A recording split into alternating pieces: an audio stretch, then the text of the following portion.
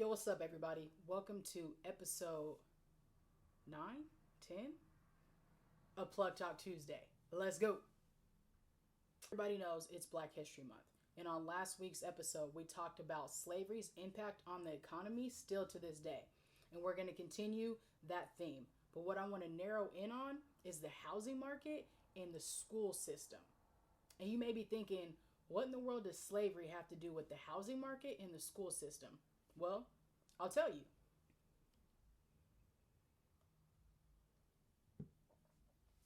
When we think about systematic racism and we think about everything that we're dealing with today, you have to remember that all the problems and the issues that we're pretty much facing in America today, especially as Black and brown people, stem from something that has to do with systematic racism that dates back to slavery. Now, if you didn't believe it by just looking at what's going on today with police brutality, the insurrection that happened a couple weeks ago, you might believe it when you look at the housing market and you look at the school system. When you think about the housing market, there's one thing that I want you to think about, and it's not necessarily the price of houses, but I want you to think about a term called redlining. Redlining is something that was created right after the Great Depression around the 1930s. You may be thinking, the Great Depression, what does that have to do with anything? Well, what happens is redlining was something that was introduced to literally create hoods. It was used to create hoods because the banks would take a map, and on the map, they would literally draw red lines on the map to show undesirable areas.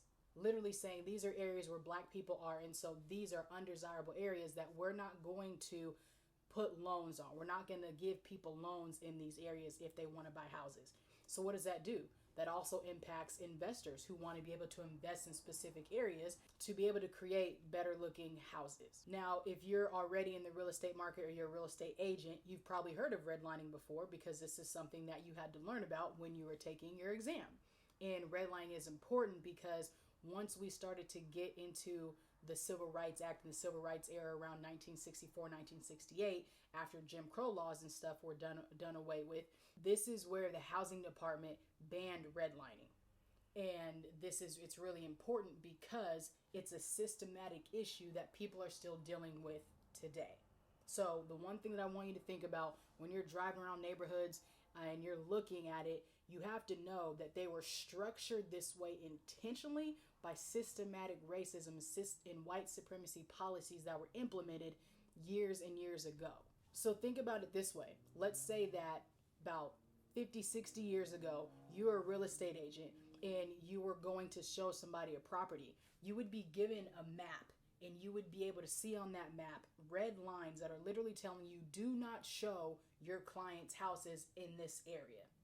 Why? Because that's where Black people are. And that is how we have the situations that we have today as far as the housing and hood creations. The other thing that sucks is that when Black people would go to qualify for a loan and they would go to banks, they would literally be denied to get homes in specific areas that were not outside of the redlining area. So what this did again was forced us into specific areas, which is what you see today.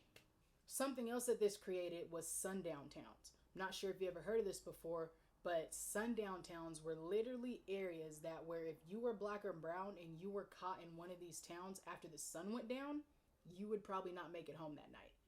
And what's interesting is if you're in Washington, you might be thinking, oh, we're in the Pacific Northwest. Nope, there are a whole bunch of sundown towns right there in Portland, just a couple hours away. And so this is something that is impacted everywhere in the United States. So don't think that you're immune to this system. So you might be thinking, what the heck does this have to do with finances? It has everything to do with finances because housing is how people were able to create generational wealth. And isn't that what this is all about?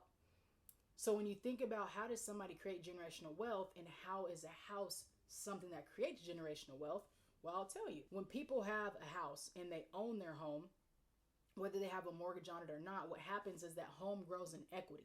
Say as Black and brown people, we were not able to buy homes in desirable areas 70 years ago, but yet my colleague's grandma was.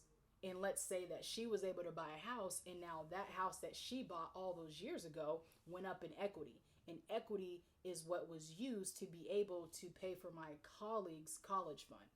So what happens is if a family takes the equity from that specific house, they can cash out on that equity. They can buy more homes with that equity. They can do so many different things with the equity from that specific house.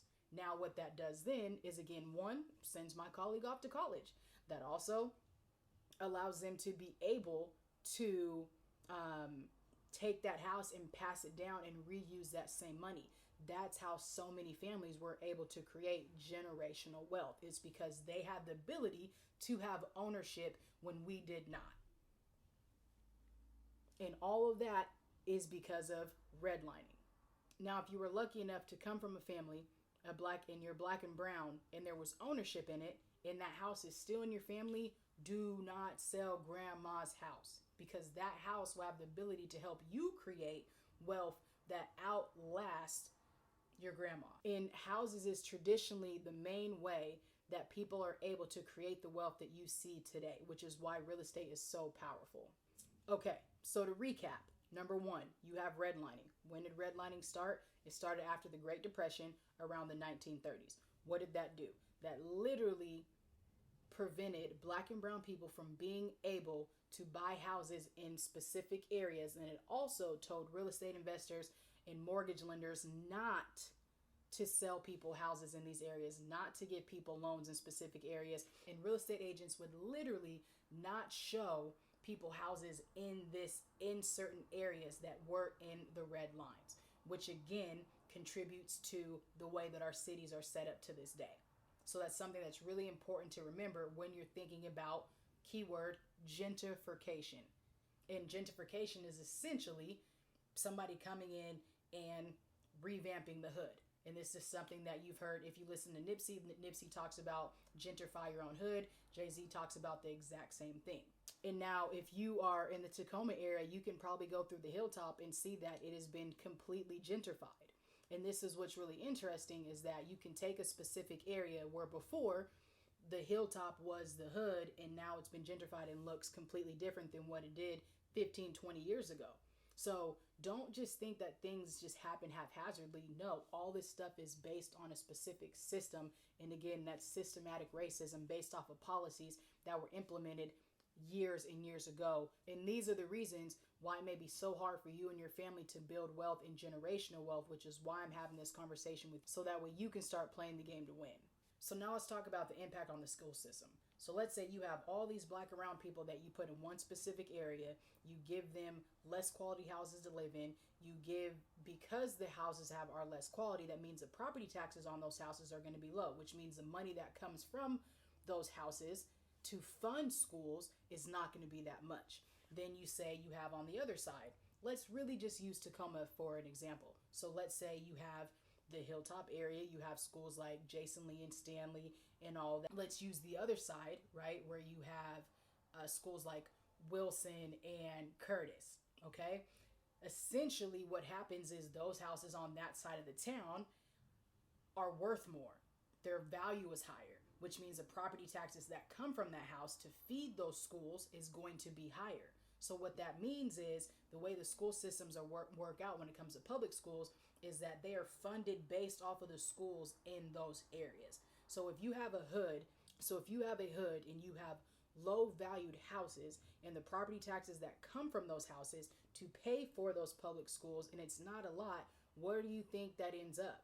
That means there's going to be less money to pay for teachers. There's going to be less money to pay for books, less money in resources to help fund those schools. And who does that impact? The students. And so that's something to think about. So when you think about this, you think about how redlining has impacted you or your child's education.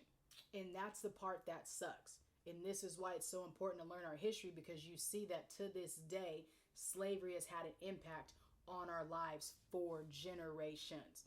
Now, again, when you look on the other side, you may be thinking, how do schools and people have so many more resources on the other side of town? And that's because the property value is higher, which means the property tax is higher, which means there's more money going into paying for those schools in those school districts. The reason why this sucks as well is because literally your neighborhood can decide what kind of quality education you get, K through 12, your neighborhood. But then your neighborhood is really pretty much decided based off of systematic racism policies 40, 50, 30 some years ago that are still impacting us to this day. And this is the unfortunate part, is that kids are suffering and dealing with a lack of resources simply because of the neighborhoods that they live in. That initially wasn't their fault in the first place. So what this means is the more money you make, the better education you could probably get. And we know that when you get a better education, the way that this world is set up, it traditionally ends up leading to you being more successful. And that, again, is a part of the lie of capitalism. And what hurts my heart is that kids have to suffer for something that was never their fault in the first place. Then something that's even bigger than this is the school-to-prison pipeline. Black and brown kids are 3 times more likely to get expelled from school than their white peers. Now schools are policed, literally with police. Situations historically that may have led kids to the principal's office are now leading them to jail. And so when you look at things like this, don't think that these are isolated events. All of this has everything to do with dating back to slavery and the ideology that white supremacy is the goal. So now you have kids who are trying to navigate and survive a white supremacist culture. So now you have kids who are trying to survive and navigate a white supremacy culture and not even understanding why they're in the situations that they're in today.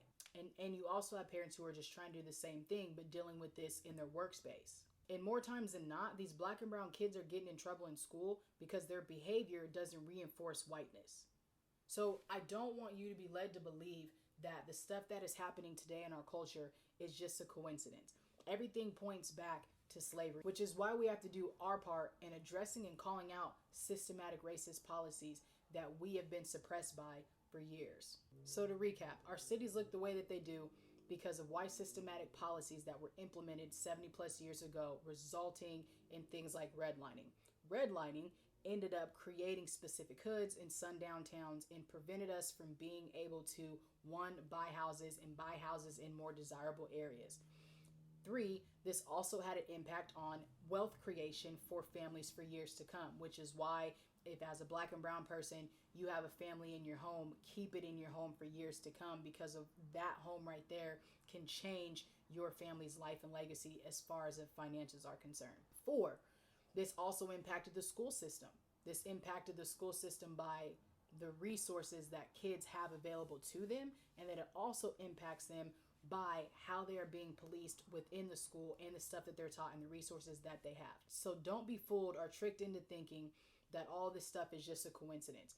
Everything is in alignment, and it's our job to make sure that we are calling out these systems and continuing to do the best to just be our best selves.